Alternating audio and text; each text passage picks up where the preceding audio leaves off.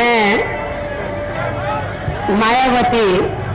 सत्य निष्ठा से प्रतिज्ञान करती हूँ कि मैं विधि द्वारा स्थापित भारत के संविधान के प्रति सच्ची श्रद्धा और निष्ठा रखूंगी। मैं भारत की प्रभुता अखंडता अक्षुण्ण रखूंगी। मैं उत्तर प्रदेश राज्य के मुख्यमंत्री के रूप में अपने कर्तव्यों का श्रद्धापूर्वक और शुद्ध अंतकरण से निर्वहन करूंगी तथा मैं भय या पक्षपात, अनुराग या द्वेष के बिना सभी प्रकार के लोगों के प्रति संविधान और विधि के अनुसार न्याय करूंगी। 13 मई सन 2007 को पहली बार अकेले अपने बलबूते पर उत्तर प्रदेश में बीएसपी की सरकार बनाई और इस बार वो प्रदेश की चौथी बार मुख्यमंत्री बनी। इस प्रकार इन सब परिस्थितियों में भी बहन कुमारी मायावती जी ने अपनी योग्यता, कर्मठता, त्याग व राजनीतिक सूझबूझ के बल पर कई अभूतपूर्व कार्य करके दिखाए और अपनी पार्टी व मूवमेंट को एक नई बुलंदी पर पहुंचाया जिसके सभी कायल हो गए। और फिर बहन कुमारी मायावती जी की न केवल यहाँ अपने देश में एक अलग शख्सियत के रूप में पहचान बनी है, बल्कि अनवरत संघर्ष के बल पर बुलंदी हासिल करने की वजह से विश्व की सबसे प्रमुख 3 पत्रिकाओं में से एक न्यूज़वीक पत्रिका में बहन कुमारी मायावती जी को विश्व की 8 सशक्त महिलाओं में शामिल कर इनको अंतर्राष्ट्रीय स्तर पर भी मान्यता दी है। इसके साथ साथ लंदन के फाइनेंशियल टाइम्स द्वारा भी इनको दुनिया के 50 ऐसे प्रभावशाली चेहरों में शामिल किया गया है जिन्होंने किसी न किसी रूप में वर्तमान दशक को प्रभावित किया है। इस अध्ययन में ये कहा गया है कि since a landslide state election victory in May 2007, Mayawati has transformed Lucknow. अर्थात मई 2007 में उत्तर प्रदेश विधानसभा का आम चुनाव भारी बहुमत से जीतने के बाद सुश्री मायावती जी ने बड़े बड़े स्मारकों आदि का निर्माण करवाकर उत्तर प्रदेश की राजधानी लखनऊ का कायाकल्प कर दिया है। और अब बहन जी यहाँ अपने देश में भी ऐसी जोरदार शख्सियत बनकर उभर रही हैं कि देश विदेश के बुद्धिजीवियों एवं मीडिया की रुचि भी उनमें लगातार बढ़ती ही जा रही है। इसके साथ ही बहन जी के सर्व समाज में सामाजिक भाईचारे के अभियान एवं उसमें मिली अभूतपूर्व सफलता के साथ ही उनकी सोच व कार्यशैली तथा शख्सियत और राजनीतिक सफलता से जुड़े विभिन्न पहलुओं पर न केवल नामी गिरामी लोग किताबें व लेख लिख रहे हैं, बल्कि इन पर फिल्म, डॉक्यूमेंट्री, गीत व गजल आदि बनाने में अब लोग अपने आप को गौरवान्वित महसूस करते हैं। इसके अलावा जहां तक उनके राजनीतिक जीवन में अभी तक उन्हें मिली सफलता का सवाल है, तो इस मामले में बहन कुमारी मायावती जी 4 बार उत्तर प्रदेश की मुख्यमंत्री बनी हैं। लेकिन उन्होंने चारों बार अपनी सरकार के समय हर मामले में शासन व प्रशासन को चुस्त दुरुस्त करके उत्तर प्रदेश की आम जनता को एक बेहतरीन सरकार दी है और खास तौर से कानून के विरुद्ध कार्य करने वाले बड़े से बड़े प्रभावशाली लोगों को तथा इस मामले में अपनी पार्टी के सांसदों, विधायकों व मंत्रियों तक को नहीं छोड़ा है। अर्थात दलगत राजनीति से ऊपर उठकर तथा धर्म व जाति के प्रभाव में न आकर उन्होंने हमेशा निष्पक्ष रूप से कार्यवाही की है और हर मामले में यह कानून द्वारा कानून का राज कायम किया है। इसके साथ ही अपने शासनकाल में बहन कुमारी मायावती जी ने देश में दलित एवं अन्य पिछड़े वर्गों में समय समय पर जन्मे महान संतों, गुरुओं व महापुरुषों में महात्मा ज्योतिबा फूले, छत्रपति शाहूजी महाराज, नारायणा गुरु, पेरियार रामास्वामी, बाबा साहेब डॉक्टर भीमराव अंबेडकर एवं मान्यवर श्री कांशीराम जी को भी विभिन्न रूपों में पूरा आदर सम्मान दिया है,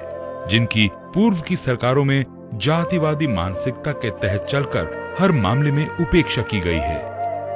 अर्थात उनके नाम पर बहन कुमारी मायावती जी की सरकार में कई जिले, यूनिवर्सिटी व योजनाएं बनाई गई हैं। इसके साथ ही अनेकों पार्क, मूर्तियां, संग्रहालय एवं स्मारक आदि स्थापित किए गए हैं, जिनमें से लखनऊ में स्थित डॉक्टर भीमराव अंबेडकर सामाजिक परिवर्तन स्थल, डॉक्टर भीमराव अंबेडकर विहार, मान्यवर श्री कांशीराम जी स्मारक एवं ग्रीन गार्डन, बौद्ध विहार शांति उपवन, बहुजन नायक मान्यवर श्री कांशीराम जी पार्क व नोएडा जिला गौतम बुद्ध नगर में गौतम बुद्ध समता मूलक स्थल आदि प्रमुख हैं। और इस मामले में बहन कुमारी मायावती जी का बार बार ये भी कहना रहा है कि यदि विरोधी पार्टियों ने अपने शासनकाल में गांधी परिवार व अपने संतों, गुरुओं व महापुरुषों की तरह हमारे समाज के महान संतों, गुरुओं व महापुरुषों को भी बराबर का मान सम्मान दिया होता तो फिर हमारी पार्टी की सरकार को ये सब कार्य नहीं करने पड़ते। इसके साथ साथ उनका ये भी कहना है कि जो सरकारी धन विरोधी पार्टियों की सरकारों ने अपने समाज के संतों, गुरुओं व महापुरुषों के मान सम्मान पर खर्च किया है, उसका केवल आटे में नमक के बराबर ही सरकारी धन उत्तर प्रदेश में बीएसपी की सरकार ने अपने संतों, गुरुओं व महापुरुषों को मान सम्मान देने पर खर्च किया है। इसके अलावा बीएसपी केंद्रीय यूनिट के जरिए भी बहन कुमारी मायावती जी ने लखनऊ और दिल्ली में मान्यवर श्री कांशीराम जी के जीते जी उनकी इच्छा अनुसार बहुजन प्रेरणा केंद्र स्थापित किए हैं, जिनका संचालन अब बहुजन प्रेरणा ट्रस्ट कर रहा है। इसके साथ साथ बहन जी ने अपनी पार्टी में सख्त अनुशासन भी बनाकर रखा है और अभी तक सभी चुनाव इन्होंने दूसरी पार्टियों की तरह देश के बड़े बड़े पूंजीपतियों व धन्ना सेठों के पैसों से नहीं, बल्कि अपनी पार्टी के आम कार्यकर्ताओं के पैसे के बल पर चुनाव लड़े हैं, ताकि बीएसपी की सरकार बनने पर सरकार की हर नीति सर्वजन हिताय व सर्वजन सुखाय के आधार पर बनाकर यहाँ सर्व समाज को खुशहाल बनाया जा सके और फिर दूसरी पार्टियों की तरह यहाँ पूंजीपतियों की तिजोरियां न भर सकें। तभी अपने देश में लोकतंत्र की जड़ें मजबूत हो सकती हैं और गरीब व्यक्ति को रोटी रोजी के साधन भी उपलब्ध हो सकते हैं। इसके अलावा बहन कुमारी मायावती जी अपनी पार्टी से 4 बार लोकसभा व 2 बार राज्यसभा की सांसद तथा 2 बार उत्तर प्रदेश विधानसभा की सदस्य व 1 बार उत्तर प्रदेश विधान परिषद की सदस्य भी रही हैं। इसके साथ ही बहन जी अपनी पार्टी की राष्ट्रीय अध्यक्ष भी हैं और इनका हर कदम सर्वजन हिताय व सर्वजन सुखाय की नीति के आधार पर आगे बढ़ रहा है। तभी ही बीएसपी अपने मुख्य लक्ष्य को प्राप्त कर सकती है, जिसका मुख्य लक्ष्य इस देश में जातिवाद के आधार पर बनाई गई गैर बराबरी वाली सामाजिक व्यवस्था को बदलकर यहाँ समता मूलक समाज व्यवस्था का निर्माण करना है। इसी ही सोच व उद्देश्य के तहत बहन कुमारी मायावती जी पूरे देश में सर्व समाज में सामाजिक भाईचारा पैदा कर रही हैं और हर मामले में समाज के सभी वर्गों के उत्थान के लिए आवाज भी उठा रही हैं। इसीलिए उन्होंने स्वर्ण समाज में से गरीब वर्ग के लोगों के लिए भी आर्थिक आधार पर अलग से आरक्षण देने की लिखित व मौखिक रूप में अनेकों बार भारत सरकार से पुरजोर मांग की है। इस प्रकार बहन कुमारी मायावती जी देश में अकेले बहुजन समाज का ही नहीं, बल्कि स्वर्ण समाज के लोगों के हितों का भी हर मामले में बराबर ध्यान रख रही हैं। इसके साथ साथ बहुजन समाज के लोगों की तरह सवर्ण समाज के लोगों को भी पार्टी की विचारधारा व नीतियों तथा पार्टी के नेतृत्व के प्रति उनकी सच्ची लगन, निष्ठा व त्याग आदि को देखकर उन्हें भी पार्टी में हर स्तर पर सम्मानजनक बढ़ावा दे रही हैं।